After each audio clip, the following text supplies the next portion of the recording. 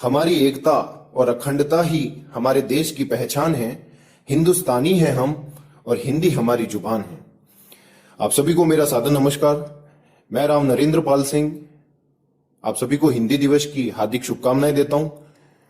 हिंदी भाषा के उद्भव, विश्लेषण और व्याकरण के बारे में मैं आपको इतना नहीं बताना चाहूंगा, क्योंकि मैं मानता हूं वो आप विभिन्न माध्यमों की सहायता से हासिल करने में सक्षम हैं। अंग्रेजी, चीनी, अरबी, स्पेनिश, फ्रेंच इत्यादि के साथ ही हिंदी दुनिया की सबसे ज्यादा बोली जाने वाली भाषाओं में से एक है।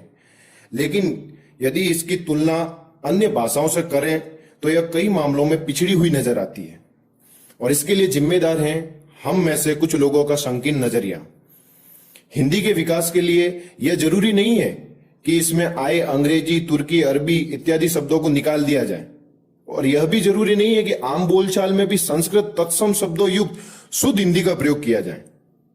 हमें भाषा के व्याकरण के बारे में जानकारी होनी चाहिए, यह सही और अच्छी बात है।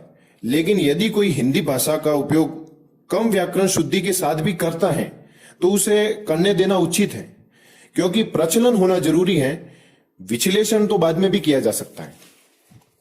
यह बात सत्य है कि आज की पीढ़ी अंग्रेजी भाषा का प्रयोग करना ज्यादा उचित मानती है, लेकिन उन सभी को गलत ठहराकर और उन्हें हिंदी विरोधी बताकर हिंदी भाषा को आगे बढ़ाने का तरीका भी उतना उचित नहीं है, क्योंकि हम सभी बखूबी जानते हैं कि आने वाली पीढ़ी के विद्यालय पंजीकरण के समय हम में से कई सज्जनों की पहली पसंद अंग्रेजी माध्यम विद्यालय ही हुआ करते हैं, और हमारे देश या विश्व भर में चिकित्सा, फार्मा, तकनीकी जैसे कुछ कोर्स हैं वो केवल अंग्रेजी माध्यम में ही पढ़ाए जाते हैं।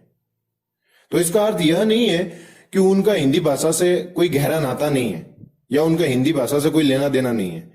कई भाषाओं की जानकारी होना या दूसरी भाषाओं का प्रयोग करना कदापि अनुचित नहीं है, लेकिन अपनी मातृभाषा हिंदी को इन सभी के बीच भूल जाना हमारी सबसे बड़ी भूल में से एक है।